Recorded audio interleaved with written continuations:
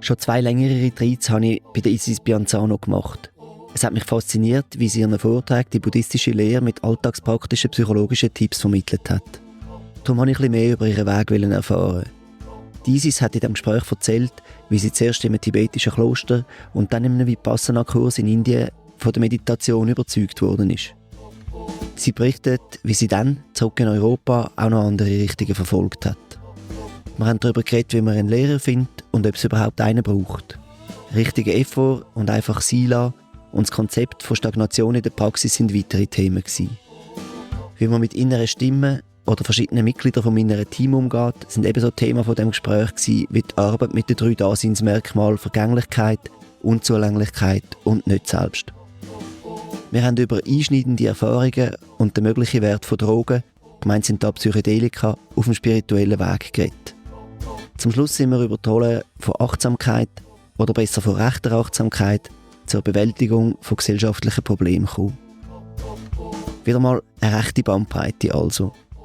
Bevor ich zum Interview komme, noch etwas in eigener Sache. Ich produziere den Podcast ja in meiner Freizeit. Er ist ein Herzensprojekt von mir. Ich verkaufe keine Dienstleistungen und schalte keine Werbung. Der Podcast soll für alle zugänglich sein.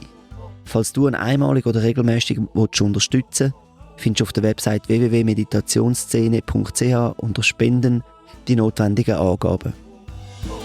Ich werde da nicht reich, sondern erhoffe mir so ein bisschen etwas an die Kosten für die Technik und vor allem für die Billette für die Fahrten zu den Gästen. Danke dir vielmals. Jetzt aber zu der Isis und der Folge mit dem Titel Meditation und innere Stimme. Das ist Meditationsszene Schweiz. Ich bin Lukas Wittmer. Heute rede ich mit der Isis Pianzano. Ihre spirituelle Reise hat 1983 mit einem einmonatigen Kurs in einem tibetisch-buddhistischen Kloster in Nepal angefangen. Kurz darauf hat sie ein 3-wöchiges Vipassana-Retreat in Bodh Gaya in Indien besucht. Die Kurse haben ihre Begeisterung geweckt für die buddhistische Meditation, Praxis und Lehre. Sie hat dann in Europa, Asien und Amerika mit vielen Lehrerinnen und Lehrern in der Theravada und der tibetischen Mahayana-Tradition praktiziert. Beim Fred von Almen, der auch schon Gast in diesem Podcast war, hat sie dann eine 5-jährige Ausbildung zur Meditations- und Dharma-Lehrerin absolviert. Seit 2008 leitet sie Meditationsretreats und Kurse von unterschiedlicher Länge. Sie ist zudem im Stiftungsrat vom Meditationszentrum Beatenberg. Daneben ist sie in verschiedenen Bereichen der sozialen Arbeit tätig. 20 Jahre als Innen- und Aussendozentin an der Zürcher Hochschule für angewandte Wissenschaften im Departement Soziale Arbeit. 2019 hat sie die 3-jährige Weiterbildung Somatic Experiencing, das ist ein körperorientierter Ansatz zur Lösung von traumatischem Stress, abgeschlossen. 2021 dann die 2-jährige Weiterbildung NARM, das steht für Neuroaffektives Beziehungsmodell. Isis, vielen Dank, dass du dir Zeit nimmst für das Gespräch. Ja, gerne, Lukas. Danke für die Einladung. Die erste Frage ist vielleicht nicht so überraschend, aber es nimmt mich Wunder. Wie bist du eigentlich zur Meditation und zum Buddhismus gekommen? Ja, ich war schon sehr früh, schon im Alter vielleicht von 15, 16 Jahren, so auf Sinnsuche, habe mir überlegt, welcher Sinn in diesem Leben steckt, wie ich diesem Leben auch Sinn geben kann. Und es war klar, dass es nicht in Richtung berufliche Karriere geht, Familiengründung, Erfolg, Geld verdienen. Also das war von vornherein klar. Und dann habe ich den Sinn in politischer Aktivität gesucht. Anti-AKW-Bewegung war ja damals aktuell, war mehrere Jahre in der Frauenbewegung und habe dann gemerkt, dass mich immer wieder nicht so befriedigt hat. Vor allen Dingen die Resultate der Arbeit haben mich nicht so befriedigt. Ja, und es war ja schon damals, also schon in meiner frühen Jugend, war ja schon diese Bewegung nach Indien reisen und da den Sinn suchen. Und das hatte ich schon früh mitgekriegt und das hat mich doch auch interessiert und gelockt. Nachdem so die mehrere Möglichkeiten abgetastet worden sind, so im politisch-feministischen Bereich, ja gut, Dann fahre ich da nach Indien und dann war diese erste Indien- und Nepal-Reise eine einjährige. Da wurde der Sinn eher so in Gebrauch von verschiedenen Drogen gesucht, teilweise auch gefunden. Aber was außerordentlich für mich faszinierend war, das Indien kennenzulernen, Kultur, andere Menschen, andere Vorstellungen auch von Nähe und Distanz und Miteinander, dass so zum Beispiel Privatsphäre gar kein Thema ist für die Inder, Inderin. Und da bin ich dann mit Yoga in Kontakt gekommen, auch mit einer Trennung, Partnerschaft und auch Leiterfahrung. Habe dann mit Yoga begonnen, bin wieder zurück nach Berlin, habe Geld verdient für die nächste Reise, ums Yoga dann in Indien wieder zu vertiefen. Bin ja wieder nach Indien gefahren. Genau, das wäre noch eine Frage von mir. Also zum Fahren hast du ja wahrscheinlich auch schon Geld gebraucht. Was hast du dann gemacht? Hast du das Abitur gemacht und bist dann nicht gegangen oder hast du noch einen Beruf gelernt vorher zum Geld verdienen? Also ich habe Abitur gemacht. Ich wollte es eigentlich nicht, weil ich wollte eigentlich sofort in eine Fabrik, also in den oberen Klassen wollte ich beim Volk sein sozusagen. Damit waren meine Eltern, mein Vater insbesondere nicht einverstanden. Und dann habe ich Abitur gemacht und dann habe ich schon so gedacht, das werde ich wahrscheinlich nicht aushalten, mein Leben lang in einer Fabrik zu arbeiten, am Band zu arbeiten. Damals gab es ja noch viel so Fließbandarbeit. Und dann habe ich eine Ausbildung als Arzthelferin gemacht und habe dann auch bei meinem Vater gearbeitet, der ist Landarzt. Auf alle Fälle habe ich dann teilweise damit mein Geld verdient, teilweise aber auch war ich an der Uni in Berlin eingeschrieben und habe dann so Studentenjobs dann immer wieder gemacht. Und das war eine prima Zeit. Da konnte man morgens hin in das Büro und hatte 2 Stunden später wieder einen Job irgendwie. Ich habe ja dann auch im Altersheim arbeiten können und im Krankenhaus und in Fabriken und also nie ein Problem, um wieder zu Geld zu kommen. Das war super damals, das war super. Und wir haben ja nicht viel Geld gebraucht. Ich habe ja auch für diese erste Indienreise insgesamt 5.000 Mark gebraucht für ein Jahr. Inklusive Flug. Und auch wenn das damals noch ein bisschen mehr war, als es dann vielleicht später gewesen wäre, ist es wahrscheinlich immer noch sehr, sehr wenig. Was inklusive Flug. Also inklusive Flug. Und der Flug war damals teuer. Also es war teurer als heute. Aber ich muss dann auch sagen, dass die letzten Monate in Indien sehr, sehr karg waren. Also ich hatte dann auch kein Hotel mehr und nichts mehr. Also da habe ich dann in Goa am Strand geschlafen oder bei irgendwelchen Freundinnen und Freunden und habe gerade gestern jemanden erzählt, dass ich auch mal 1, 2 Nächte in Mumbai, damals Bombay, auf dem Bahnhof verbracht habe, Victoria Station, also auf dem Boden liegend, weil wir hatten einfach überhaupt kein Geld für irgendein Hotel. Ja, und das ging alles noch. Und damals habe ich eben, das war der Zusammenhang gestern, damals hatte ich eben noch nicht so Schlafschwierigkeiten wie heute. Das ging alles noch super damals, ja. Und dann bist du zurückgekommen zum Geld verdienen und bist ein zweites Mal auf Indien? Ja, bin ich das zweite Mal, ja.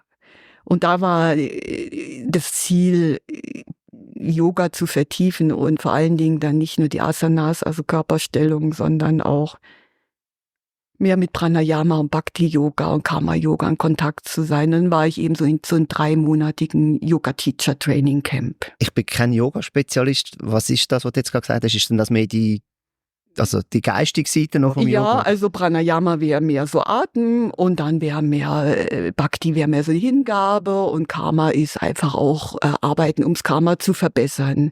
Was für mich bedeutet hat, dass ich den Rosengarten des Gurus betreut habe für 3 Monate. Mhm.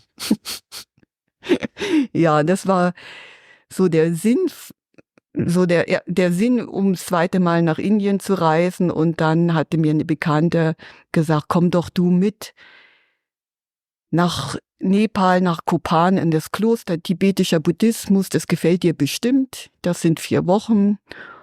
Und dann habe ich gesagt, ja gut, das mache ich. Also ich wusste noch praktisch nichts über tibetischen Buddhismus. Und damals hatte ich so nicht wirklich was zu tun. Ich war ja so auf der Suche und von daher konnte ich da auch sagen, ja gut, dann gehe ich da 3 Monate in dieses Kloster. Und dann, wie muss man sich das vorstellen? Was hast du dort angetroffen? Ja, was habe ich angetroffen? Also sind das schon Kurse, die für Westler waren? Ja, das war ein Kurs mit Lama Zopa, der noch lebt, und Lama Yeshe, der leider früh verstorben ist. Und das waren so buddhistische Grundlagenkurse, wo es so am Anfang sehr um Karma ging und die menschliche Wiedergeburt, wie kostbar die ist. Und ich habe aber nicht sehr viel verstanden. Auch weil sprachlich nicht so leicht verständlich war und auch das ganze Gebilde, das Glaubensgebilde und auch die Mantra-Wiederholung und auch die Niederwerfung, das war schon alles ziemlich fremd für mich. Und vor allen Dingen das Visualisieren, da hatte ich ja auch überhaupt gar keine Lust zu visualisieren. Ich habe so das Gefühl gehabt, ich habe eh schon so viel in meinem Kopf, ich brauche nicht nur mehr. Ich will eigentlich weniger geistige Tätigkeit und Beschäftigung. Aber es war außerordentlich inspirierend, trotz allem. Obwohl ich nicht viel verstanden habe, war es sehr, sehr inspirierend. Vor allen Dingen Lama Yeshe war sehr inspirierend. In seiner inneren Haltung, also sehr heitere innere Haltung, im Wissen, dass er nicht mehr lang zu leben hat. Und ist er krank gewesen? Der war krank, er hatte Herzkrankheit und das war klar, er wird nur noch ein paar Monate leben. Und der ist da mit einer sehr, sehr großen Heiterkeit und Leichtigkeit dieser Endlichkeit begegnet. Und das kannte ich auch nicht. Und das hat mich sehr beeindruckt. Es hat mich so, ja, wie man so diesem Sterben, wie man so in Kontakt sein kann und mit so einer Heiterkeit.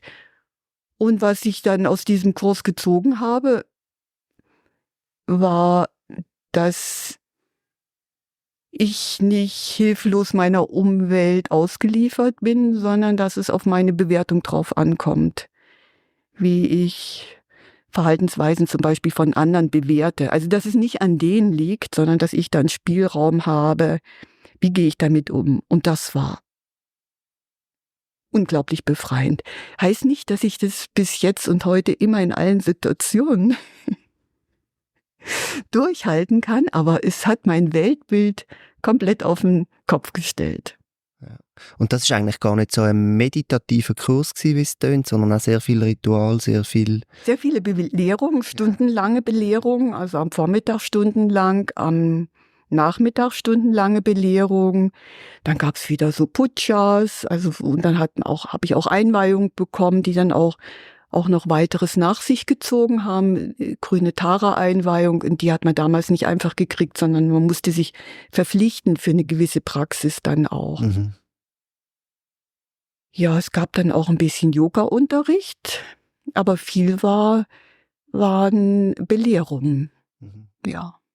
Und eben die grosse Erkenntnis aus diesem Monat ist eigentlich das, was du vorher gesagt hast, so wie man selber die Welt sich erschafft. Ja. Und da war ich sehr, sehr dankbar für, weil das hat so eine Freiheit gegeben. Ich war mit einer Freundin unterwegs, die mich immer wieder genervt hatte, vorher und auch während des Retreats. Und da habe ich so gedacht, ja, ich muss es nur anders bewerten, anders sehen, dann ist das Problem nicht mehr da. Und ich finde es noch bis heute einfach genial. Also wenn ich mich dran erinnere, ja, so eine Umdeutung, ja. Also wenn du dich daran erinnerst, dann kannst du das auch bis heute eigentlich so ein bisschen quasi wie Frequenz verstellen. Und, ja, meistens. Also es gibt ein bisschen zähe Sender, also die sich immer wieder von allein... Frequenzen, die sich immer wieder verschieben. Ja, nee, aber wenn ich mich daran erinnere, wenn die Achtsamkeit stark genug ist, dann ist es sehr, sehr hilfreich, ja. Achtsamkeit ist vielleicht gerade ein gutes Stichwort, weil nachher, laut deiner Biografie, hast du ein 3-wöchiges Vipassana-Retreat beim Christopher Titmuss in Bodh Gaya gemacht. Mhm. Also du bist aus der tibetischen Richtung gekommen und der Christopher eben ist eher in der Theravada-Tradition gestanden oder steht. Wie ist es zu dem gekommen? Ich glaube, in Kopan wurde dann so eben waren dann so Gespräche, ja, was machen wir denn weiter? Wie geht's denn dann weiter? Und dann hat's Leute gegeben, die dann gesagt haben, ja, da findet in Bodh Gaya Anfang des Jahres immer Vipassana-Kurse statt. Komm doch da auch hin. das war ja alles so ein bisschen, damals ohne Reiseführer, ohne Internet, war alles mehr so Mund-zu-Mund-Propaganda und ich vermute, das war der Grund, dass ich dann da nach Bodhgaya auch gereist bin. Mhm. Es waren ja dann auch andere aus dem Kopan-Kurs waren dann eben auch in Bodhgaya. Man ist dann so in kleinen Grüppchen oder alleine hin, hat sich dann da wieder getroffen. Und dann, wie hast du das erlebt? Die ist ja viele, wie soll man sagen, eine kargere Praxis als die tibetische, die sehr geschmückt und pompös zum Teil auch ist. Wie hat das auf dich gewirkt? Oder was hat dich dort gefesselt? Was hat dich dort fasziniert? Ja, ich fand es prima, dass ich nichts mehr visualisieren musste, dass ich auch nicht mehr mich mit Karma beschäftigen musste in dem Ausmaß, sondern selbst beobachten konnte, was da passiert beim Gehen, im Sitzen, im Geist. Also dieses Selbst für mich herausfinden in der Beobachtung, in der Wahrnehmung ist bis heute für mich auch wirklich sehr, sehr wertvoll. Also dass ich nicht irgendwas glauben muss, sondern dass es auch in der Lehre gibt es ja auch Aussagen, die kann man überprüfen, wie zum Beispiel die 4 Wahrheiten, dass es Leiden gibt oder Aussagen über Unbeständigkeit. Und das kann ich an meiner eigenen Erfahrung, kann ich ja sagen, ja, das stimmt. Das muss ich nichts glauben, da muss ich nicht, ja, und das finde ich, das hat mir sehr, sehr imponiert. Es war für mich eigentlich nicht karg, ganz im Gegenteil, im Erleben war das unglaublich schön, weil da ist dann auch Sammlung aufgetaucht und durch diese Sammlung ist auch sehr viel Freude und sehr viel Glück entstanden, was ich so in dem Ausmaß nicht kannte. Und also ich meine, vielleicht ist die Erinnerung nicht richtig, aber ich meine, dass ich damals das Gefühl hatte, das ist es. Das ist jetzt die Antwort. Vielleicht verkläre ich da auch ein bisschen was im Nachhinein, aber da hatte ich schon das Gefühl, das ist es, wonach ich gesucht habe. Und das Retreat wird ja wahrscheinlich, wenn es in dieser Tradition ist, auch 3 Wochen lang im Schweigen gewesen sein, oder? Während das Tibetische vermutlich mit Reden und Austausch auch war. Das war mit Reden und Austausch, aber es gab auch Schweigephasen in Kopan, im Kloster, ja. Und in Bodhgaya ist aber dann wahrscheinlich 3 Wochen Schweigen gewesen, nehme ich an. Es war 3 Wochen Schweigen, wobei man sagen muss, es war ein 10-Tage-Kurs mit einem Tag Pause und nochmal ein 10-Tage-Kurs. Und nach den ersten 10 Tagen habe ich mich gerade nochmal angemeldet für die zweiten 10 Tage. Okay. Also ich war erstmal nur für 10 Tage angemeldet, aber es war vorwiegend im Schweigen, ja. Ja. Und wie hat das auf dich gewirkt? So die Erfahrung? Kein Problem. Ja. Das war nie ein Problem zu schweigen. Ja. Weil damals war ich auch ein bisschen ruhiger als heute. Also du bist ruhiger gewesen als heute? Ja, also schweigsam. Und nachher steht in deiner Biografie auf der Website, dann hast du mit vielen weiteren Lehrern dann im Verlauf vom Leben praktiziert. Aber nach dem Monat und dem 3-Wochen-Kurs, ich glaube, das ist so der Anfang von dieser Reise in Buddhismus, oder? Mhm. Wie ist denn die weitergegangen? Bist du dann noch länger in Indien geblieben oder bist du wieder heimgekommen? Oder, Ich bin noch länger in Indien geblieben. Ich hatte ja auch noch meine Verpflichtung von der Tara-Einweihung einzulösen. Das heißt, ich bin nach Möckleut Ganj und habe dann 2 Wochen eben Tara-Retreat gemacht. Ja, und dann habe ich noch einen Lamrim-Retreat gemacht, also nochmal eigentlich 2 Wochen tibetischer Buddhismus. Wir haben damals auch hatten wir auch eine Privataudienz beim Dalai Lama, was sehr schön und eindrücklich war. Ich habe auch noch Yoga-Unterricht weitergenommen, weil ich war noch ein halbes Jahr dann in Indien. Ich war noch bis Juni in Indien und Nepal. Also es ging dann noch so weiter mit Yoga und Retreats. Das ist so Anfang 80er Jahre gewesen? Ja, das war dann so 84. Die zweite Reise war so um 84, ja. Und dann bist du irgendwann wieder auf Deutschland zurückgekommen? Mhm. Und was hast du da gemacht mit den Sachen, die du mitgenommen hast? Also Yoga-Ausbildung, eben Meditationserfahrung. Du hast vorhin gesagt, du hast in der Fabrik gearbeitet und dann an der Uni, also so ein bisschen verschiedene Sachen. Ja, hast du dann das irgendwie probiert, schon zu deinem Beruf zu machen, oder wie ist es weitergegangen, dein Weg?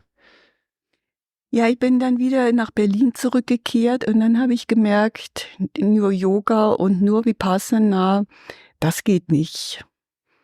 Also vor allen Dingen in einem anderen kulturellen Kontext. In Indien war mir das sehr wohl. Ich habe mich sehr wohl in Indien und in Nepal gefühlt. Aber mitten so in der Großstadt, da habe ich dann auch gemerkt, da gibt's auch einen Teil in mir, der sich mehr ausdrücken möchte. Dann hatte ich einen Lehrer gefunden, der Energiearbeit gemacht hat, wo man dann so ein bisschen, teilweise hat es sowieso gestalttherapeutische Elemente gehabt, wo man dann halt rumgezappelt und rumgeschrien hat. Und das war eigentlich so ziemlich das Gegenteil vom Vipassana. Dann habe ich das eine Weile gemacht, um noch so ein bisschen andere Erfahrungen zu machen auch.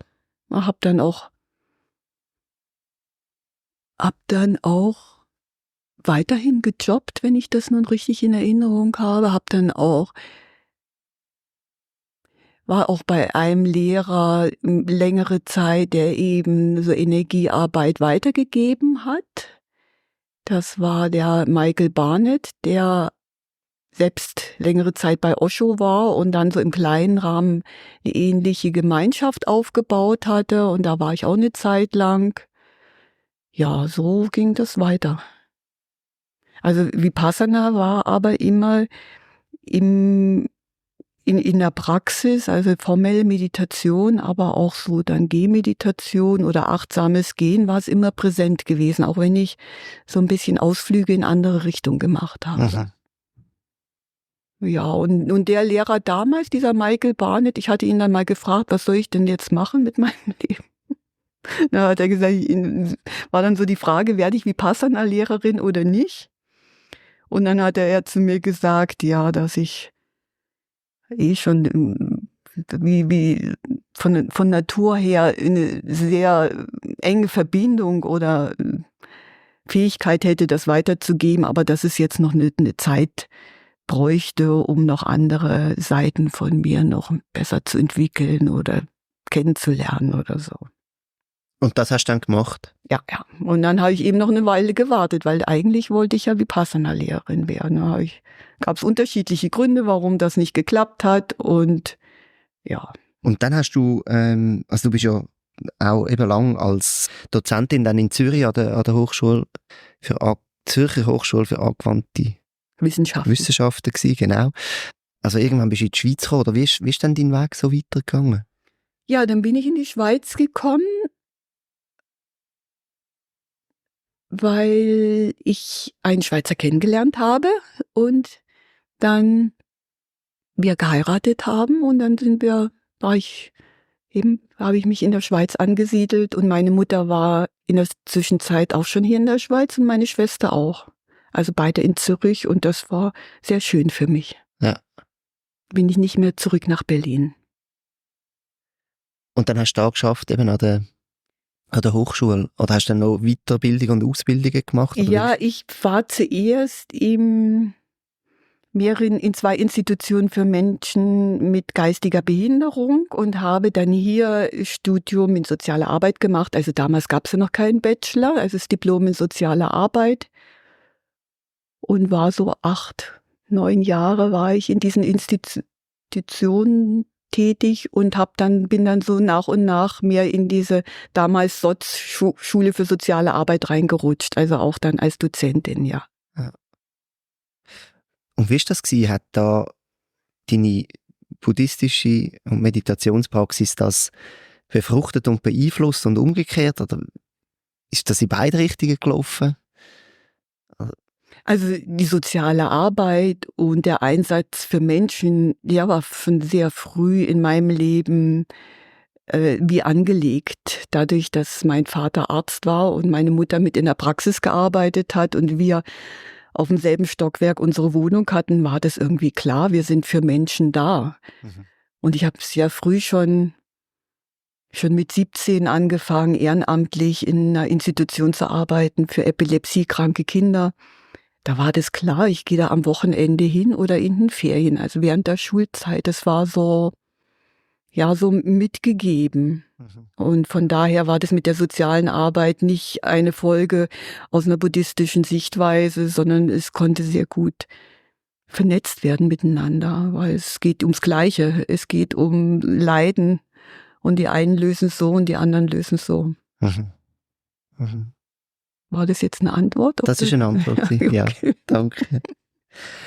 Du hast auch sehr verschiedene Lehrer aufgelistet, wo du sagst, die haben dich beeinflusst. Und ich frage mich immer wieder, wie findet man eigentlich einen Lehrer? Die Tibeter haben ja so etwas, sie sagen, ich glaube, du musst ihn über Jahre beobachten und prüfen und schauen, ob der oder die auch einlöst, was sie verspricht.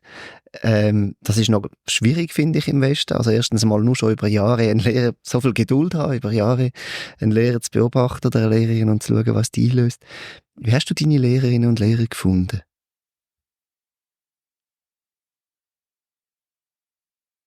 Ja, die ersten Begegnungen waren ja eher zufällig, wenn man von Zufall sprechen kann. Die Begegnung mit Lama Zopa und Lama Yeshe und mit Christopher Titmus. Und dann war es eben so Mund-zu-Mund-Propaganda und es gab auch Lehrer, wo ich nur einmal war und dann nicht mehr. Und ich gemerkt habe, nein, das passt mir jetzt nicht so. Und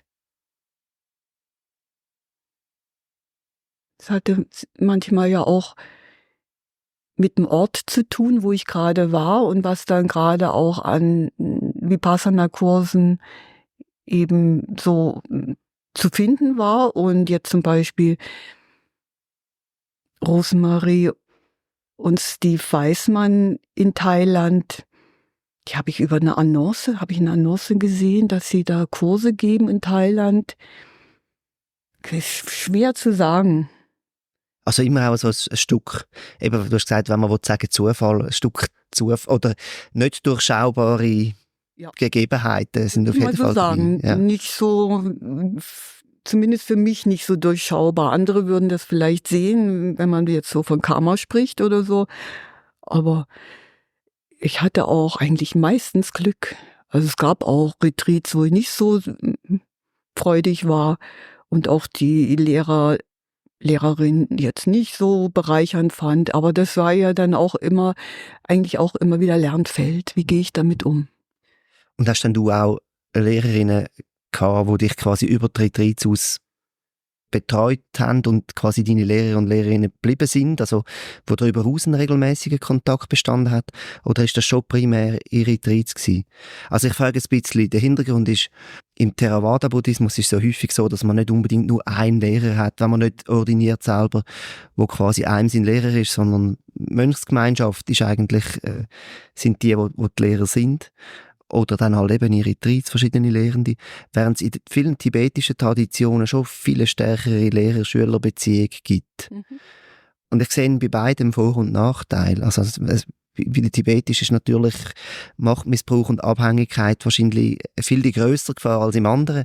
Dafür auch halt eine persönliche Begegnung und das Fördern, wo viel besser möglich ist, wenn man jemanden gut kennt. Wie hast du das erlebt und wie ist das bei dir gewesen? Ich habe die persönliche Begleitung gar nicht vermisst.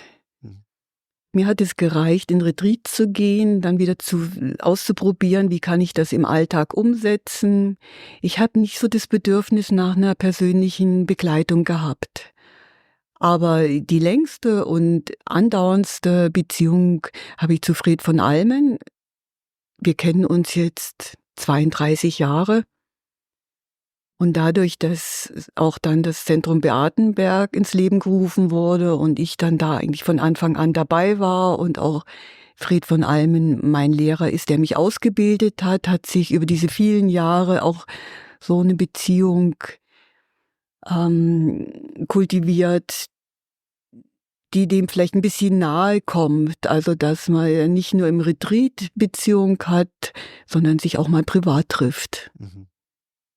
Und ich der Meinung bin, wenn ich jetzt in einer großen Krise wäre, dann könnte ich ihn ohne weiteres anrufen und ihn fragen und ihm um Beistand bitten oder Unterstützung. In einer Krise ist sicher jetzt quasi der Negativfall, wenn man Hilfe braucht. Und sonst, also so auf dem Weg, auf dem spirituellen Weg, glaubst du, es gibt wie verschiedene Typen, wo vielleicht die einen brauchen eben jemanden, was eher begleitet und andere vielleicht wie du, die sagen, es ist ganz gut, wenn ich das punktuell kann holen, was ich brauche? Ja, ich glaube, ist eine Typfrage. Und für mich hat sich die Frage lange nicht gestellt, in den letzten Jahren ab und zu mal, aber ich schaue immer so für mich selbst. Ich glaube, ich habe da ein großes Selbstvertrauen auch, dass ich das dann selber irgendwo auch noch entdecken kann. Wenn nicht, frage ich während eines Kurses. Das ist ja dann auch möglich, während einem Retreat dann zu fragen. Ja, gut, dort ist die Zeit dann immer auch ein bisschen beschränkt. Ja, es kommt drauf an. Ich habe ja längere Retreats gemacht, dann auch mit Lehrenden, die dann auch 20 Minuten Zeit sich genommen haben für Einzelgespräche. Ja. War dann durchaus möglich, so Fragen zu stellen. Ja. Ja, eben, du hast ein paar Namen aufgelistet, 2 hast du jetzt schon gesagt, oder 3, der Fred von Almen, Stephen Rosemary Weissman, Carol Wilson, Joseph Goldstein, der Sayadaw U. Lakhana, Ajahn Sucitto, Bhikkhu Analayo. Wenn du jetzt so an die Lehrer denkst, gibt es irgendwie da Begegnungen, die dir besonders in Erinnerung geblieben sind? Ja, es gibt so viele Ermunterungen und Anregungen von den verschiedenen Lehrenden. Ja, habe ich jetzt gerade ein bisschen, ja, ich muss ein bisschen gerecht sein. Ich muss, was ich jetzt sage, was ich von der einen Person oder so von der anderen Person mitgekriegt habe. Was ich jetzt so sagen kann, welches so in den letzten Jahren habe ich ja einige Kurse mit Bhikkhu Analayo gemacht. Sowohl Präsenzkurse als auch in letzter Zeit Online-Kurse, und diese Kurse waren für mich jetzt wirklich sehr bereichernd. Natürlich waren auch die Kurse mit Fred sehr bereichernd und mit Stephen Rosemary. Aber dieser Bhikkhu Analayo, das ist wirklich ein Phänomen, kann man sagen. Also sowohl was den Intellekt angeht, als auch die Hingabe an die Praxis. Und das macht mir sehr, sehr Eindruck. Mhm.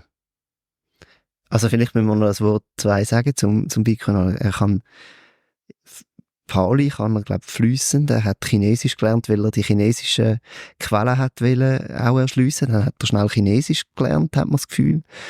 Ich glaube, er verbringt irgendwie 5 Tage in der Woche quasi im Retreat und schafft 2 Tage, aber publiziert irgendwie Bücher schneller, als dass ich nachkomme zum Lesen. Ist ein Deutscher ursprünglich, aber er unterrichtet auf Englisch, also eben Sprache. Das scheint fast wie im Film Matrix einfach irgendwie aufzugen und zu laden. Er ist wirklich ein Phänomen. Vor allen Dingen außerordentlich inspirierend. Ja, diese Hingabe an die Praxis inspiriert mich so. Mhm. Gibt ein sehr schönes, irgendwo eine Erzählung, oder ich glaube aus einem Podcast von Joseph Goldstein, wo er wohnt ja, also der Bhikkhu Analayo wohnt ja auch in Massachusetts beim IMS, wo der Joseph Goldstein auch sein Haus hat, und dann hat der Joseph Goldstein dort ein Solo-Retreat gemacht, und ich glaube, irgendwann ist er so ein bisschen abgeschweift und hat noch sonst etwas gemacht oder so, und dann hat er wieder gefunden, oh, der Analayo, der ist jetzt sicher ganz, ganz, ganz strikt am Praktizieren. Und hat dann irgendwie aber bei sich festgestellt, wie das ja eigentlich auch Mana, wie das auch dunkel ist, wie das auch vergleichen ist. Zu sagen, der Analayo ist so am Praktizieren und ich habe jetzt mal schnell ein bisschen Kaffee getrunken. Ja, das ist so eine schöne Erzählung von einem anderen Lehrer, Joseph Goldstein, der eine jahrzehntelange tiefe Praxis hat. Mhm. Ja, ähnliche Erfahrung habe ich auch, dass ich mir das auch überlege. Weil neben dem Bhikkhu Analayo kannst du wahrscheinlich fast nicht anders, oder? Ja, da hilft nur, sich selbst zu vergegenwärtigen, dass jeder Mensch einen persönlichen Weg hat. Aber das führt mich zu einer vielleicht interessanten Frage, und das ist so ein bisschen die Frage nach Fortschritt auf dem Weg. Also, man sagt ja immer so, ja, man muss das geschehen lassen, man muss dem Zeit geben und das wächst. Und gleichzeitig gibt's right effort, der richtige Einsatz, den man irgendwie muss bringen. Wie balanciert man das? Ja, wie gehst du mit dem um? Also erstmal ist es ja auch ein Widerspruch einerseits, ne, oder kann widersprüchlich aufgefasst werden, dass es da einen Weg gibt mit verschiedenen Stufen, und dann auch wieder so vielleicht diese Auffassung, ist alles eigentlich schon da. Es wird überlagert von Hindernissen Und da ist schon mal zu sehen, ja, es kann so beides sein. Und in Bezug auf das angemessene Bemühen oder heilsames Bemühen ist aus meiner Sicht Achtsamkeit sehr hilfreich zu spüren, warum bemühe ich mich, wie ist meine Motivation, also wie ist das Bemühen gefärbt, ist es ein Bemühen, eine Anstrengung aufgrund meiner Biografie, weil ich nicht anders kann, weil ich mich anstrengen muss und will. Oder ist es wirklich aus einer heilsamen Inneren, aus einer freundlichen Gesinnung heraus? Und gerade dieses Ausbalancieren von diesem rechten Bemühen ist, finde ich, oder ist vermutlich eine lebenslange Aufgabe. Immer wieder das für sich so zu spüren, wie ist der Grad der Anspannung? Oder eben auch mit dieser Metapher ausgedrückt, wie ist gerade die Seite des Saiteninstruments angespannt, die Metapher, die der Buddha gebraucht hat. Muss man ein bisschen mehr spannen oder ein bisschen locker lassen, dass der Ton richtig ist? Ja, und je versierter oder erfahrener jetzt Musiker oder Musikerin sind oder wir in unserer Meditationspraxis, haben wir natürlich auch immer feineres Gehör beziehungsweise auch Körpergespür. Es ist ja nicht nur ein Hören dann und ein Wahrnehmen, wie sind die Gedanken, sondern es ist ja dann auch ein Gespür für die Körperspannung auch, Anspannung oder Nervensystem und so. Du praktizierst schon jetzt etwa 40 Jahre, so überschlagsmässig. Hat es dann auch so Phasen von der Stagnation gegeben, wo du irgendwie das Gefühl hast, die Praxis funktioniert doch überhaupt nicht oder bringt es überhaupt? Und falls ja, was hast du da gemacht? Ja, gab schon immer wieder so Stagnationen, die ich nicht so sehr im Alltag erlebt habe, aber in Retreats, die ich so einen Eindruck hatte, das geht ja gar nicht weiter oder die Hindernisse sind so stark. Und hatte aber nie Zweifel an der Praxis. Also an der Lehre an sich habe ich keine Zweifel, dann eher Zweifel an meinen Fähigkeiten oder meinen Zugang. Und je nachdem, mit welchen Lehrenden ich dann praktiziert habe, konnten die das dann geschickter oder ungeschickter dann damit umgehen und mir dann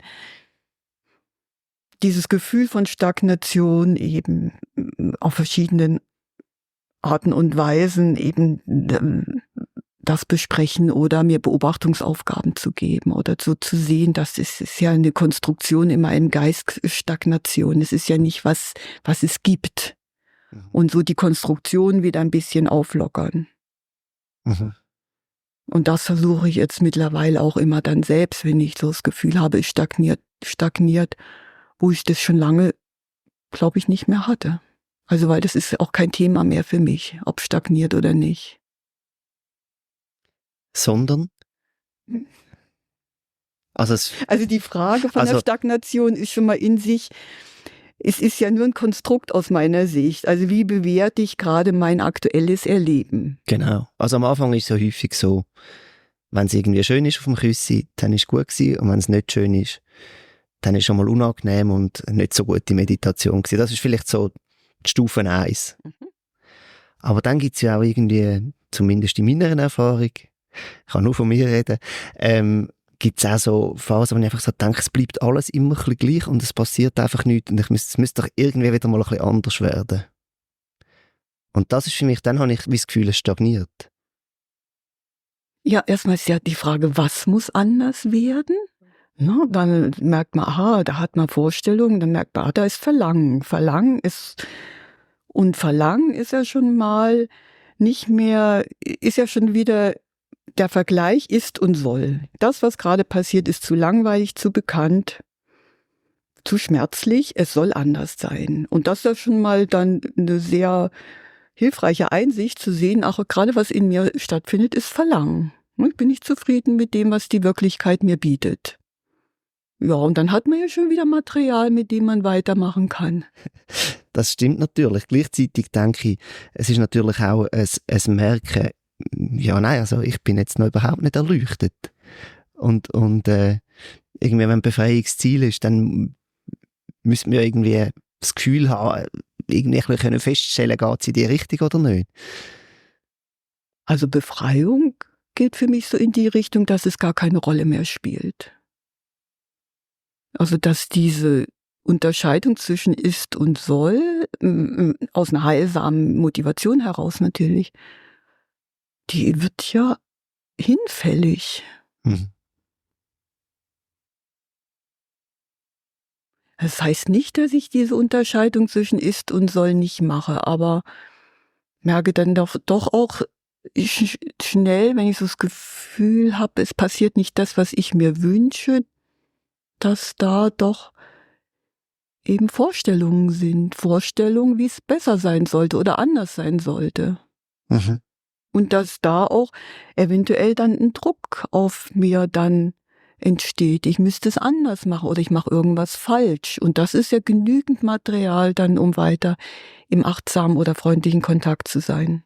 Mhm. Und das heisst dann konkret, sich diesen Gedanken, diesen Vorstellungen, diesen Wünschen bewusst sein, diesen Raum zu geben, die sein zu lassen. Mhm. Und durchaus auch zu sehen, dass es dann mehrere Anteile in mir gibt. Also ein Anteil, der ganz schnell zum Erwachen, zur Erleuchtung will. Ein anderer Anteil, der offenbar dazu nicht in der Lage ist. Ein dritten Anteil, der das Ganze bewertet. Und vielleicht ein vierter Anteil, der dann da sich erinnert, ja, Wertschätzung wäre vielleicht auch noch eine Idee.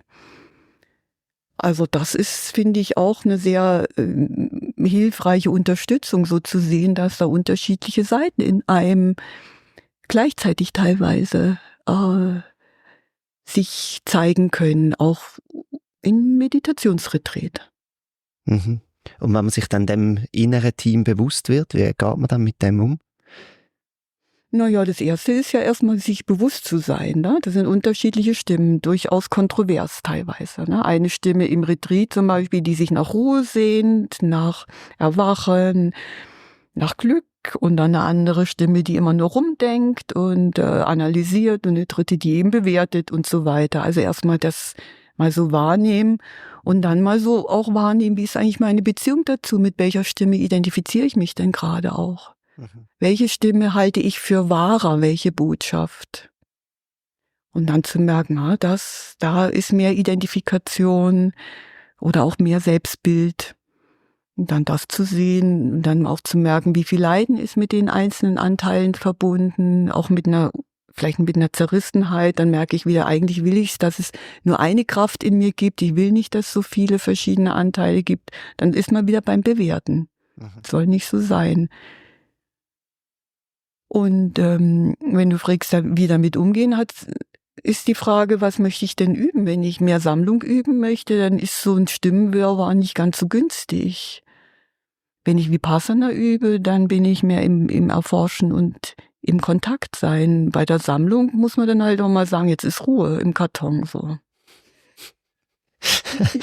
Ja. Ja, manchmal wäre es schön, man könnte das einfach so sagen und dann wäre Ruhe. Manchmal klappt's nicht. Dann helfen mir persönlich auch Einladungen. Ich bin auch in den letzten Jahren immer mehr in Richtung so ein bisschen innerer Dialog. Das geht so auch in die Richtung der Frage, die du gestellt hast, wie kann ich denn mit den inneren Anteilen umgehen? Das heißt, die sprechen manchmal miteinander. Und dann kann durchaus so eine Ermunterung sein, möge ich mich entspannen, möge ich mir Ruhe gönnen, also diesen Anteil dann dem innerlich, gedanklich Raum zu geben. Das ist so, das wird dann stärker. Möge ich mich entspannen, möge sich Ruhe zeigen, möge sich Glück zeigen, möge sich Freude zeigen, also so Einladung, und entweder es kommt oder es kommt nicht. Mhm. Und dann halt nicht verzagen, wenn es nicht kommt. Dann kommt Selbstmitgefühl wahrscheinlich, oder? Das wäre günstig, nicht zu verzagen. Wenn man verzagt, wäre es dann halt, dann muss man vielleicht ein bisschen auf Vipassana wieder umwechseln. Ja, was ist jetzt? Was lässt dich denn verzagen? Dann merke ich, ja, es geht nicht schnell genug. Das, was ich will, müsste doch jetzt passieren. Und dann ist dann wieder ein innerer Druck. Und manchmal kann man auch diese verschiedenen Anteile einfach mal miteinander in der Interaktion treten lassen. Das wäre jetzt nicht bei der Sammlung so günstig, aber beim Vipassana und dann wie eine Beobachterin-Funktion oder Position einnehmen. Da ist das und da ist das. Und jetzt sollen die sich mal selber arrangieren. Das finde ich jetzt so in den letzten Jahren ganz hilfreich. Ja, das finde ich noch spannend. Wir sind jetzt ein bisschen von deiner Biografie weg, ein bisschen ins Inhaltliche gekommen, aber es sind sehr spannende Fragen, weil der Fred hat im Gespräch im Podcast gesagt, Loslassung die unmittelbare Vorbedingung für befreiende Erkenntnis. Und dann ist immer so die Frage, ja, wie lässt man dann los? Ja, ich würde sagen, es lässt los. Also es gibt sicherlich Situationen, wo ich bewusst loslassen kann. Wenn ich jetzt so das Gefühl habe, ich will jetzt noch eine zweite Tasse Tee und das ist nicht möglich, dann kann ich da bewusst loslassen von diesem Verlangen. Mhm. Aber loslassen von Identifikationsmustern, Ideen über sich, überhaupt von diesem Ich-Gefühl, vor allen Dingen von dem Ich-Gefühl, das passiert. Mhm. Und da kann man nur Bedingungen schaffen, den Garten oder was auch immer man für ein Bild hat, irgendwie diesen Boden befruchten durch ethische Integrität, durch eine umfassende Praxis und vor allen Dingen Geduld. Mhm. Und vor allen Dingen vielleicht auch Vorstellung, was denn dieses Erwachen und Befreiung, was es denn dann ist. Mhm. Weil ich denke, viele unserer Vorstellungen, die wir haben, wie es dann sein soll, wie wir uns fühlen, wer wir sind nicht so zutreffend, weil es sind ja immer noch Ich-Vorstellungen. Mhm. Mhm.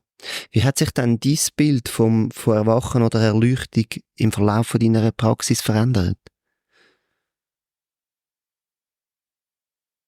Ja, ich hatte ganz zu Beginn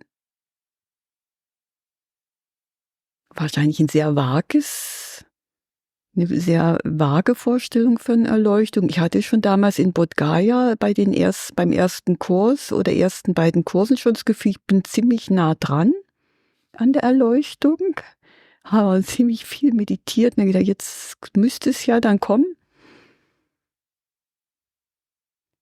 Und es hat sich im Laufe der vielen Jahre, hat sich es immer wieder ein bisschen anders angefühlt, ob ich mehr in Richtung Nicht-Ich-Erfahrung gemacht habe und so vielleicht die Hypothese hatte, das könnte so in diese Richtung gehen, das Erwachen oder mehr Unbeständigkeit. Und jetzt kann ich es dir gerade gar nicht sagen, was ich jetzt für eine Vorstellung habe von Erwachen. Also es ist so rein theoretisch natürlich schon, dass ich nicht mehr so getrieben bin von Verlangen und Aversion und einer Vernebelung im Geist. Das ist schon mal klar, also so, was darunter verstanden wird. Aber wie ich mir das dann vorstelle, also ich stelle mir das sehr, sehr erleichternd vor. Mhm. Du hast jetzt die 3 Daseinsmerkmale angesprochen, die es gibt, eben die Unbeständigkeit, die Leidhaftigkeit oder Unzulänglichkeit und das Nicht-Selbst. Also, und man sagt ja, jedes von diesen 3, oder mindestens wenn 2 realisiert sind, sind es eigentlich wie Tor zum Erwachen. Wie siehst du das? Ist das eine quasi stärker als das andere oder schwieriger zu realisieren? Oder ist das zu unterschiedlichen Zeiten unterschiedlich oder ist es wieder persönlichkeitsabhängig? Oder was sind da deine Erfahrungen? Zu unterschiedlichen Zeiten und unterschiedlichen Bedingungen unterschiedliche Einsichtstore, würde ich mal sagen, aus meiner eigenen Erfahrung. Mhm. Ja. Und wann wird es dann zu einem Einsichtstor? Also ich meine, du hast auch eingangs gesagt, dass irgendwie Leidhaftigkeit oder Unzulänglichkeit in dieser Welt gibt. Das ist uns ja irgendwie allen bewusst. Es ist uns irgendwie auch allen bewusst, dass sich Sachen verändern. Die Jahreszeiten ändern sich, also alles. Und irgendwie ist es ja auch gut, wenn es stillstehen, dann wäre ja nichts mehr, dann könnte man keinen Atemzug mehr machen. Also es muss sich ja irgendwie auch alles verändern. Und gleich ist es dann irgendwie nicht auf einer tiefen Ebene bewusst. Und das nicht, die ganze Nicht-Selbst, Nicht-Ich, kein dauerhaftes, festes Ich, ist nochmal irgendwie so eine Ebene, die in unserer Kultur halt noch schwieriger zu fassen ist, weil es so nicht verankert ist. Wie schafft man auch mit diesen 3? Also weißt, nimmt man sich die in der Praxis dann auch vor oder ist es etwas, was einfach zu einem kommt, die Erkenntnis? Was ist da deine Erfahrung und deine Empfehlung auch? Beides. So die Erfahrung von Dukkha Jnana, also diese Erfahrung von einer starken Leidhaftigkeit oder auch Erfahrungen als leidhaft wahrnehmen, die man vorher eigentlich nicht so als leidhaft oder spannungs- oder stressbeladen wahrgenommen hat. Das waren Erfahrungen, die ich nicht jetzt eingeladen habe, die aufgetaucht sind. Also gerade als ich das erste Mal erlebt hatte, war ich nicht darauf vorbereitet. Ich war dann, wenn es sich dann hinterher dann angekündigt hat, war ich froh, dass ich wusste, es gibt sowas. Also insofern finde ich so Psychoedukation ganz günstig, dass man weiß, was einem da ereilen kann. In der Meditationspraxis? Ich finde das ganz günstig, dass man das eigentlich weiß. Es hat natürlich auch dann den Haken, dass man dann wie ein verengtes Bild hat oder so eine Perspektive. Es müsste dahin gehen, aber gerade bei jetzt so Erfahrungen von großem Leiden oder so einer, ist es, denke ich, ganz günstig, das zu wissen, es gibt sowas und es ist ein Teil der Meditationspraxis, eine Stufe. Und in Bezug auf Unbeständigkeit habe ich mir in Retreats Thema genommen. Jetzt bin ich in Kontakt mit Unbeständigkeit auf verschiedenen Ebenen. Das kann im Zusammenhang mit Sammlung gewesen sein, dass ich Sammlungspraxis hatte und dann versucht habe, den gesammelten Geist, das gesammelte Herz in Richtung Unbeständigkeit zu lenken. Mhm. Und dasselbe mit Nicht-Ich auch. Mhm. Dass ich dann eine Sammlung benutzt habe, um dann mehr mit Vipassana das Nicht-Ich oder dieses Ich-Gefühl zu erforschen oder zu spüren, wann ist es stärker, wann ist es schwächer, wie zeigt sich's überhaupt. Mhm. Aber wenn du jetzt so da sitzt und mit mir redest, ist das etwas, wo quasi kannst wie reintunen und dir ist total bewusst, also dir ist bewusst, dass irgendwie kein festes Ich gibt auf einer tieferen Ebene? Oder ist das etwas, wo du auch immer wieder ansitzen musst und quasi das hervorrufen? Also weißt, bist du quasi permanent so in einem non-dualen Zustand? Nein, gar nicht. Oder nicht? Also ich bin jetzt nicht in einem non-dualen Zustand. Ja. Nee, weil ich habe jetzt hier ja auch eine Aufgabe und da ist es ganz günstig, dass ich nicht in einem non-dualen Zustand bin. Weil Sie stellst auf einmal du Fragen. Ich wüsste gar nicht, ob ich dann die Fragen so wirklich verstehen würde oder ob ich Lust hätte zu antworten. Ja. Ja, so. Na, das ist günstig jetzt in so einer Situation, nicht in dem dualen oder in dem mehr konzeptionellen Zustand zu sein, dass ich auch verstehe, was du mich fragst. Mhm. Mhm. Wenn du zurückschaust, was sind denn so die überraschendsten Erkenntnisse? Also weißt du, hast du irgendwie Sachen angetroffen auf dem Weg, wo du keine Ahnung hast, dass so etwas gibt oder dass so etwas möglich ist, wo dich total überrascht hat? Kann im Positiven wie im Negativen sein.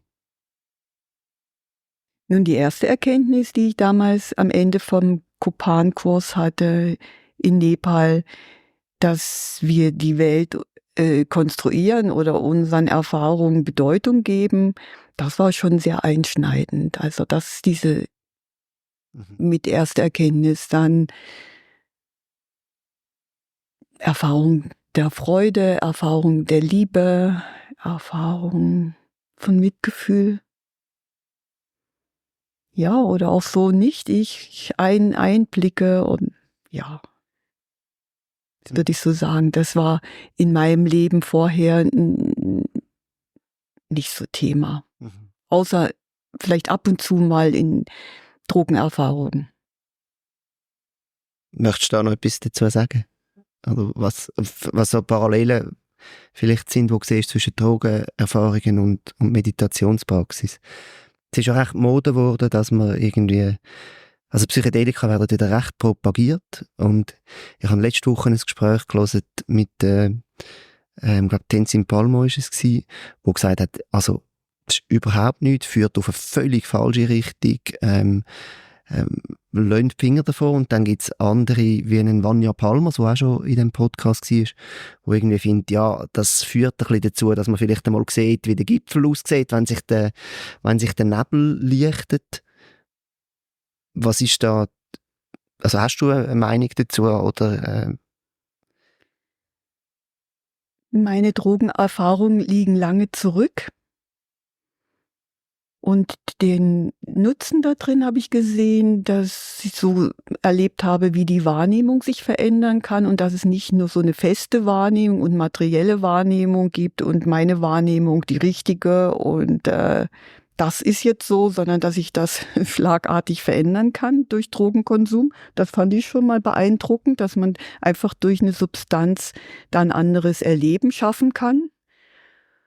Und es gab schon auch Einblicke so spiritueller Natur, wo man sagen kann, ja, das war dann vielleicht mehr in Richtung Leidhaftigkeit, aber auch so in Bezug auf Unbeständigkeit oder wie fest ist diese Welt, wie materiell gab es schon auch Erfahrungen. Aber das liegt so lange zurück, ja, das hat jetzt nicht mehr so, war vielleicht mit so ein Faktor, der mich dann hingebracht hat, ein Interesse auch für Meditation zu entwickeln. Mhm. Aber es ersetzt nicht quasi Praxis? Nein, das ist schwer zu sagen.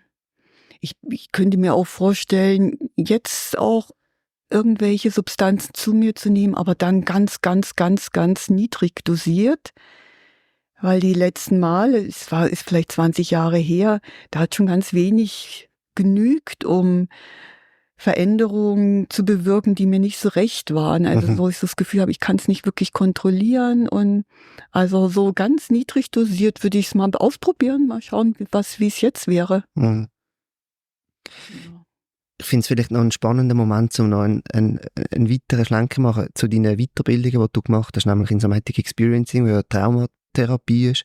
Und du hast vorher gesagt, Meditation, es ist vielleicht ganz gut, wenn man wüsste, dass das auch in schwierige Territorien führen kann. Kannst du vielleicht noch ein Wort zu dem sagen? Also was für schwierige Territorien das können sein? Und nachher würde ich dann gerne auf Somatic Experiencing und auch Normen eingehen, die du gemacht hast. Aber vielleicht zuerst nochmal so, wo kann dann Meditation anführen? Und gibt es vielleicht auch Leute, wo man muss sagen, ist vielleicht gar nicht so geschickt im Moment, wenn du irgendwie in eine schwierige Retreat gehst? Ja, ist die Frage, was ich schon mitbringe in ein Retreat. Sicherlich schon mal wichtig, sich das zu überlegen. Bringe ich schon Tendenzen mit, die in eine psychische Beeinträchtigung gehen? Da wäre ich dann schon mal vorsichtig, ob ich so ein Schweigeretreat dann wähle, vor allen Dingen längere Schweigeretreat.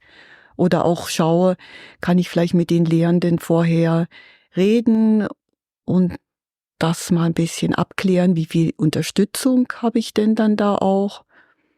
Und eine psychische Beeinträchtigung wäre jetzt in dem Fall Veranlagung zu Depression oder Traumata? Das wäre Depression, das wären Angststörungen, Panikattacken, das kann auch mangelnde Affektkontrolle sein, also ein Hang zu Wutausbrüchen, ja, also was es alles so gibt, ja.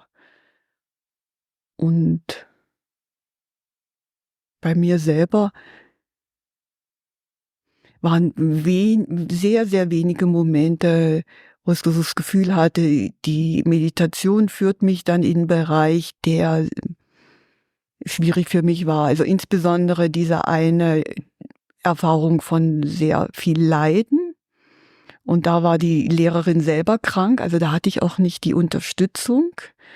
Aber da hat mein System oder was auch immer, einen richtigen Weg gewählt. Also ich bin dann auch noch krank geworden und das war in Burma und wusste auch nicht, wie komme ich eigentlich aus diesem Kloster raus. Und da habe ich dann nur noch Metta gemacht.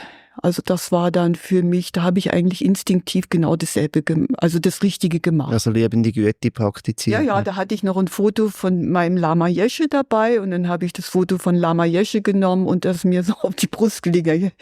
Vipassana mache ich nie wieder, wenn es dazu führt, solche Erfahrungen zu machen. Und dann habe ich mich mit Metta über die Runden gerettet. Und die Erfahrungen sind dann einfach sehr intensive Gefühle gewesen, oder auch Gedanken, oder? Es waren Gefühle, es waren auch dann, dadurch, dass ich krank wurde, war der Körper mit einbezogen und auch Gedanken, ja. Also so eben so ein Gedanke, ja, wenn das dahin führt, diese Praxis, da möchte ich nicht sein. So, also es war sehr, sehr unangenehm, sehr verunsichernd auch. Und es kam vor allen Dingen von einem Moment auf den anderen. Und dann einfach Trauer, oder was ist es? Oder Angst, oder was? Es sind einfach... Also musst du nicht im Detail sagen, aber so eine Art solche Gefühl. Völlige Verunsicherung, vor allen Dingen Bezug dann eben auch auf dieses Ich und was dieses Ich da wahrnimmt und auch Angst, soweit ich mich erinnern kann. Und das Gefühl von runtergezogen werden. Also waren auch energetische Prozesse, die ich jetzt nicht so beschreiben kann, aber es waren auch wirklich energetische Prozesse, wo es einfach nur runterging. Mhm. Ja, aber ich konnte mich dann da irgendwie auch fangen, auch ohne Unterstützung, und das gibt auch mir so ein Zutrauen oder Vertrauen, wenn ich dann in ähnliche Gefilde dann in Folge der darauffolgenden Jahre gekommen bin. Da habe ich gemerkt, oh, jetzt geht das in die Richtung, will ich dahin oder nicht? Mhm. Und dann habe ich gedacht, ja gut, ich probiere es ein bisschen und ich weiß ja, wie ich zurückkommen kann. Also ich wurde geschickter in dem Ganzen.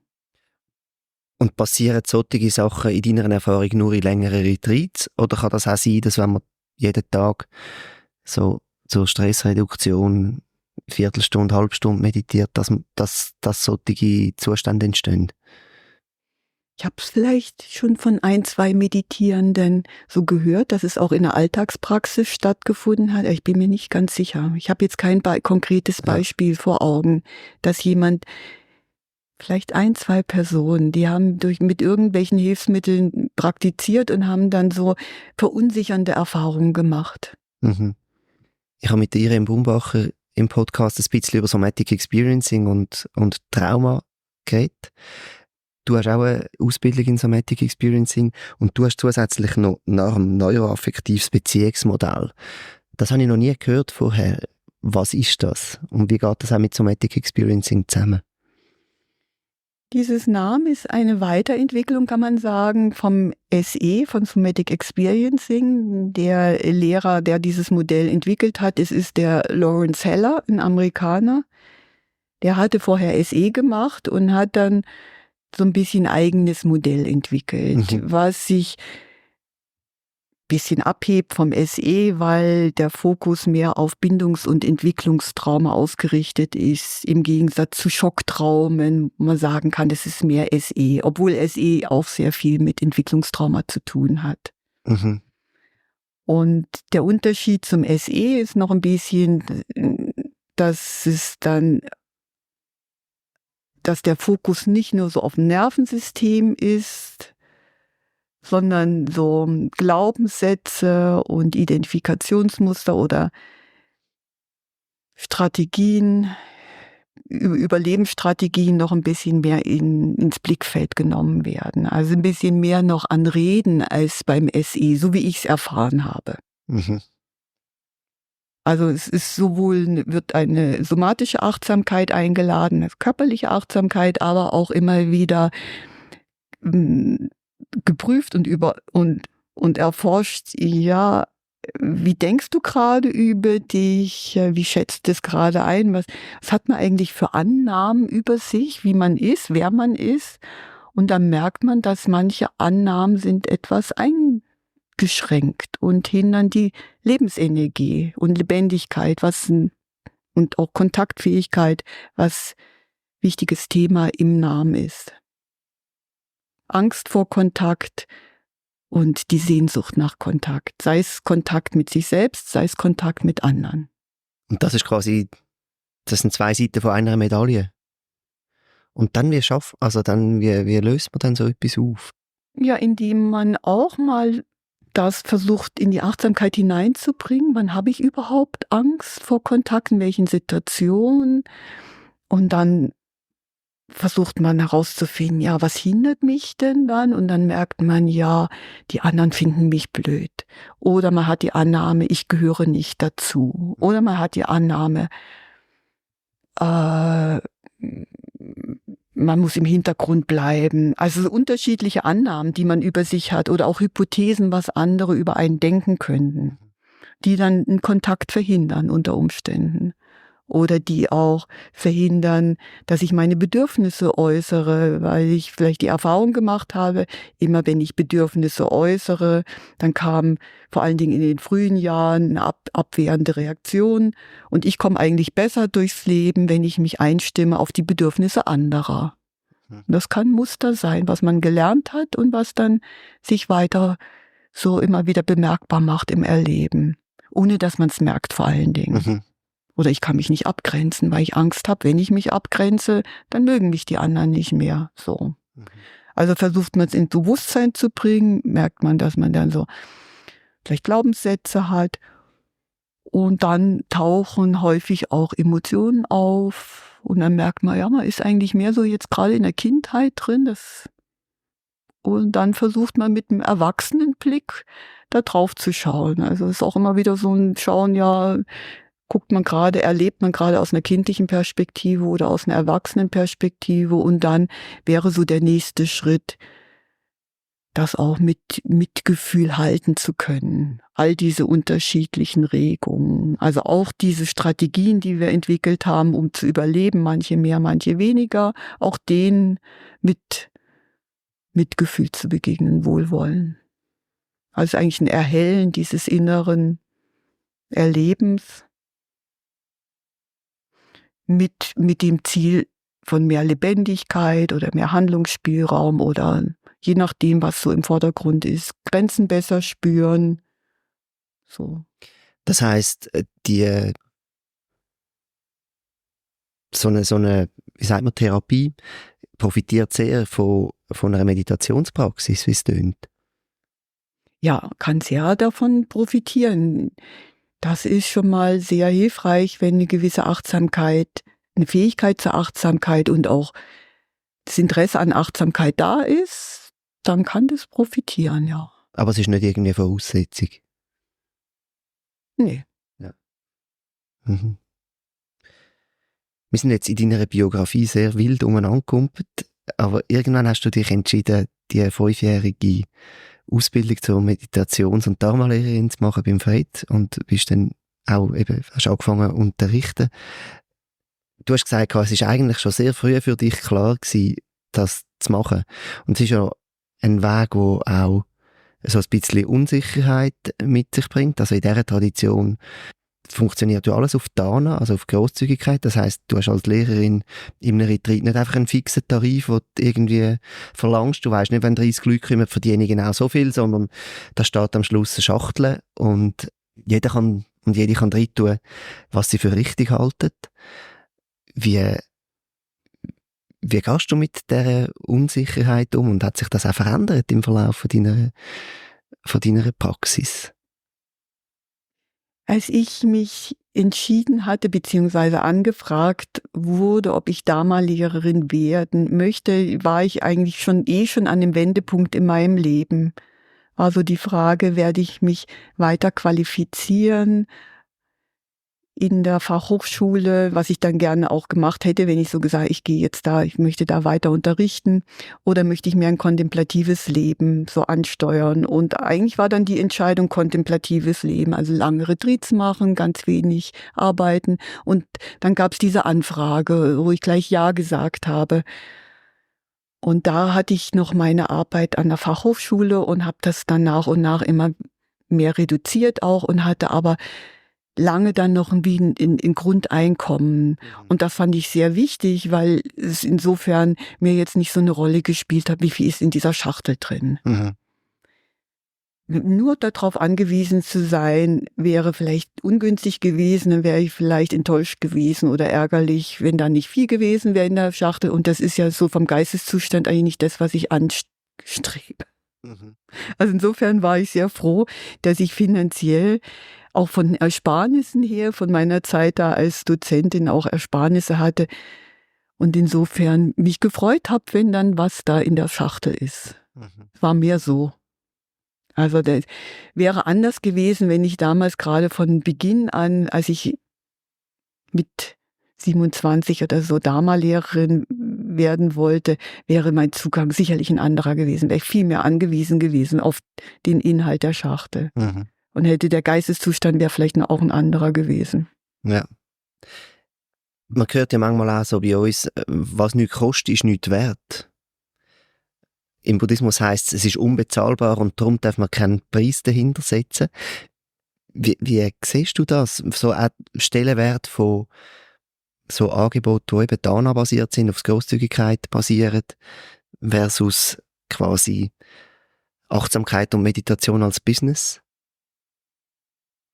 Ja, ich bin sehr froh, dass ich jetzt 40 Jahre in dieser Tradition der Großzügigkeit selber Retreats besuchen konnte und auch meine Ausbildung auf der Basis empfangen habe und selber jetzt auch mir das leisten kann, so zu lehren.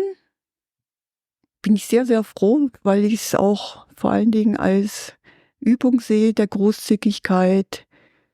Wie großzügig möchte ich sein? Wie viel Freude hatte ich auch im Retreat? Also so diese Auseinandersetzung mit sich auch, was ist wertvoll für mich, ist dadurch eben sehr viel intensiver, als wenn ich einen festen Preis habe. Mhm. Also dadurch gewinnt es für mich an irgendwie auch an Lebendigkeit und auch ein Umdenken. Ich habe so viel, dass ich geben kann, im Gegensatz zu, ich brauche immer mehr, um glücklich zu sein. Also diese Tradition der Spende und Gebefreudigkeit auch als Anlass nehmen, sich zu freuen über die eigene Großzügigkeit. Das ist auch, was ich gelernt habe. Du hattest mich ja mal gefragt, was ich gelernt habe. Das war auch ein wichtiger Punkt, mich zu freuen über gutes Karma und mich zu freuen über Großzügigkeit oder mich zu freuen, wenn andere großzügig sind. Das finde ich auch super. Also, und diese Freude, die habe ich gelernt auch im Laufe der Jahre. Mhm.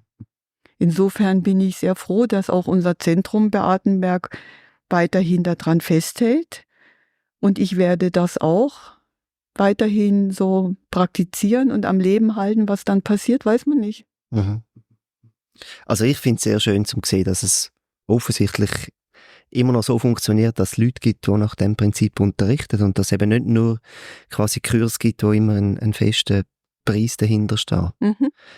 Gleichzeitig ist es ja so, dass in der Gesellschaft im Moment Achtsamkeit und Meditation allgegenwärtig ist. Es gibt überall Angebote und Kurse, es wird irgendwie in Leadership-Ausbildungen integriert. Wie siehst du die Rolle von Achtsamkeit und Meditation in der heutigen Gesellschaft?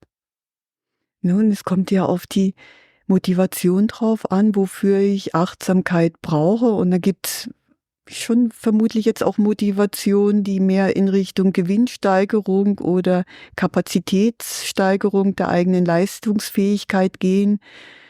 Dann ist es so ein bisschen fraglich, ob das so wirklich heilsam ist, Achtsamkeit dann dafür einzusetzen, um noch mehr leisten zu können. Andererseits gibt es dann vielleicht auch Bereiche, wo es sehr für die Menschen sehr befruchtend ist, mit Achtsamkeit überhaupt in Kontakt zu kommen. Mhm.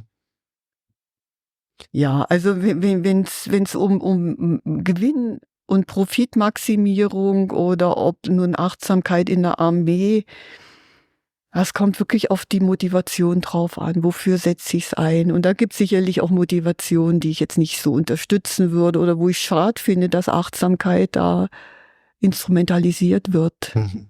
Ja, weil Achtsamkeit per se ist ja nicht was Heilsames. Ne? Mhm. Das heisst, das ethische Fundament ist für dich auch sehr wichtig. Ja. Ja. Und dann gibt es noch die sagen, ja, es braucht irgendwie Achtsamkeit auch für die ganz grossen Probleme, die wir im Moment quasi haben auf dem Planet, Umweltzerstörung, Krieg, Spaltung in der Gesellschaft, man redet nicht mehr miteinander, es gibt Gräben scheinen immer unüberwindbarer. Glaubst du, dass das tatsächlich so ist, oder setzt man da auch ein bisschen zu viel Hoffnung in Achtsamkeit und Meditation? Nun, Achtsamkeit alleine reicht ganz sicher nicht. Also Achtsamkeit wird sowieso immer begleitet von einer inneren Haltung, von Freundlichkeit oder auch eine gewisse Weisheit. Eben wofür setze ich die Achtsamkeit ein? Also das Ziel muss mir klar sein. Und Achtsamkeit ohne Wohlwollen, Güte und Mitgefühl macht für mich sowieso keinen Sinn. Also nur bloße Achtsamkeit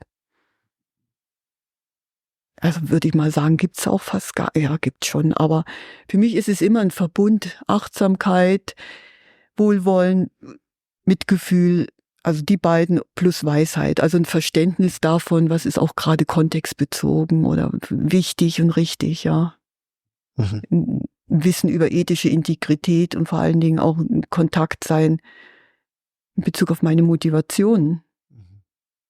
Und wie stehst du so dem Wandel vom Buddhismus gegenüber, wo jetzt da in den Westen gekommen ist und wieder auf eine neue Kultur trifft? Oder er hat sich ja irgendwie in Indien ist entstanden und dann ist er auf Tibet gekommen und ist dort etwas recht anderes geworden, als in Indien war, auf China als Chan nochmal ein bisschen anders, auf Japan als Zen, auf Korea als...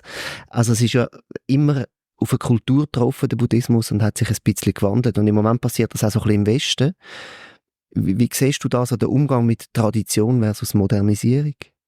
Und ich denke auch, die Traditionen waren immer auch ein Konglomerat von verschiedenen Richtungen. Also wenn man so schaut, Thailand, da war ja auch eine Zeit, in dem Buddhismus und Schamanismus zusammen durchaus praktiziert wurde in einem Kloster. Also so diesen reinen Buddhismus in Thailand gab's ja auch nicht. Da gab's ja auch Vermischung. Das hat man dann auch gesehen bei den Waldklöster-Mönchen. Auch die Regeln waren da so durchaus auch flexibel mit dem Vinaya. Ich denke, das ist eigentlich was Schönes, dass da eine Anpassungsfähigkeit da ist und das ja mit allen Richtungen so passiert. Die werden angepasst, die werden adaptiert und wenn dann zu mehr Klarheit, mehr Mitgefühl führt, dann ist es prima. Mhm. Das ist doch ein schönes Schlusswort. Aber bevor ich dich ziehen lasse, würde es mich noch wundern, wenn man mehr über dich erfahren, wo findet man Informationen zu dir und deinen Kursangeboten? Ja, über meine Webseite, dann gibt man meinen Namen ein, Isis Bianzano, und dann findet man das. Und sonst ist es www.vipassana. Nee, www.isisbianzano, ch, so. Also mein Name und dann findet man das, ja. Sehr gut. Eben, und unterrichtet tust du in verschiedenen Meditationszentren in der Schweiz und auch im Deutschland, glaube ich, auch noch, oder? Mhm. Also in Deutschland nur im Seminarhaus Engel, ja. Mhm. Aber findet man alles auf deiner Website. Ja. Wunderbar. Isis, dann danke ich dir ganz, ganz herzlich für das Gespräch. Bitteschön. Danke auch dir für die Einladung. Merci vielmals. Das war Meditationsszene Schweiz, ein Podcast von mir, Lukas Wittmer. Wie immer freue ich mich über Feedback oder Anregungen zum Inhalt oder Hinweise auf spannende Gäste. Kontaktdaten findest du auf meiner Website www.meditationsszene.ch oder kannst natürlich auch Insta oder Facebook benutzen. Eine gute Zeit und bis zum nächsten Mal.